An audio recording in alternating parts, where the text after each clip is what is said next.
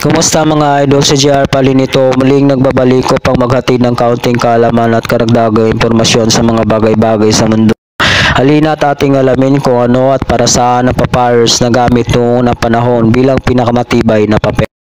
Ang halaman na bahagi ng pamilya ng tiki o sedge sa English ay inuri bilang isang pangmatagalan ngunit maaaring palaguin bilang taon ng halaman sa mas malamig na klima.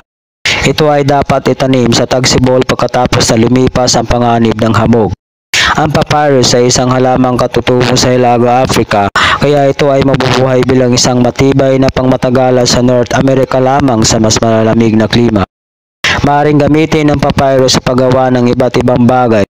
Ang mga skiff na ginawa sa pamamagitan ng pagbubuklod sa mahabang tangkay ay ginamit mula sa panahon ng pre-dynastic para sa lokal na transportasyon at pangangaso. Para sa paggamit sa paggawa ng mga bagay tulad ng mga banig, kahon, basket, takip, sandal at mga lubid. Ang matigas na panlabas ng balat ay hinubad na nagpapakita ng isang spongy, puting pit na pinalakas ng mahabang vascular bundle na maaaring gawing matibay na piraso. Ayon kay Herodotus, ang ibabang bahagi ng halaman marahil ang ugat ay maaaring ihain at kainin. Noong ancient times, papyrus ang ginamit upang makagawa ng matibay na papel, kung saan natagpuan nga sa Dead Sea Scrolls ang mga manuscript na gawa sa papyrus na tinatayang nasa 3,000 taon na ang edad. Kung kaya't yung ibang mga letra ng manuscript ay kailangan idaan sa matinding pag-aaral dahil halos hindi na ito mabasa, ngunit ang mga scholars ay gumamit pa ng aparato upang mabigyang linaw ang mga letra ng manuscript. Tulad na lamang sa aklat ni Isaiah na natagpuan sa Dead Sea Scrolls sa gitnang silangan na tinatayang may 25,000 taon na hanggang 3,000 taon na ang edad nito. Ang manuscript na natagpuan sa banga o palayok sa loob ng kuweba sa paglipas ng panahon ay nananatili.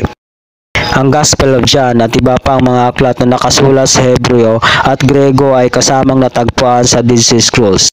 Ang mga aklat na ito ang utos ng Diyos kung saan ito ay itinago sa banga sa kuweba ng Dead Sea sa gitnang silangan ng dahil dito nalaman natin ang katotohanan na may anak ng Diyos na minsan ay nagpakatao at naparito sa lupa upang magtamo ng hirap at pasakit para sa kaligtasan ng sangkatauhan. At tayo sa latest update, ang original na manuscript ay makikita sa Israel Museum kung saan bawal itong hawakan sapagkat may mga parte ng manuscript na bitak kung kaya't ang manuscript ay silyado ng makapal na salamin. Ito lamang ang natatanging sulat na kinasihan ng Diyos ayon sa Biblia. Hanggang dito na lang mga idol. Kung nagustuhan mo ang video natin ngayon, huwag kalimutan i-like at follow naman para sa pagpapalaganap ng higit pang impormasyon.